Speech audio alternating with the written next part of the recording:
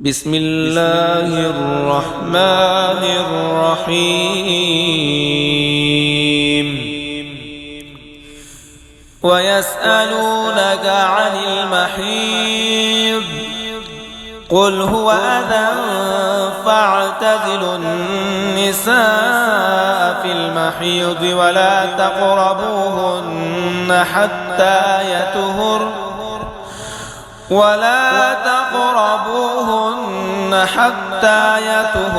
فإذا تطهرن فأتوهن من حيث أمركم الله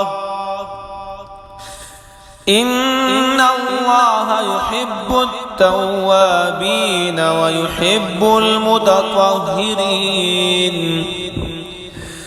نساؤكم حرث لكم فأتوا حرثكم أنى شئتم وقدموا لأنفسكم واتقوا الله واعلموا أنكم ملاقوه وبشر المؤمنين ولا تجعلوا الله عرضة لأيمانكم أن تبروا وتتقوا وتصلحوا بين الناس والله سميع عليم لا يؤاخذكم الله باللغو في أيمانكم ولكن يؤاخذكم بما كسبت قلوبكم والله غفور حليم للذين يؤلون من نسائهم تربص 4 أشهر فإن فاءوا فإن الله غفور رحيم وإن عزموا الطلاق فإن الله سميع عليم والمطلقات يتربصن بأنفسهن 3 قروء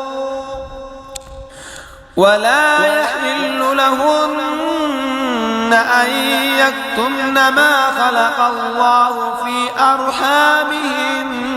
إن كن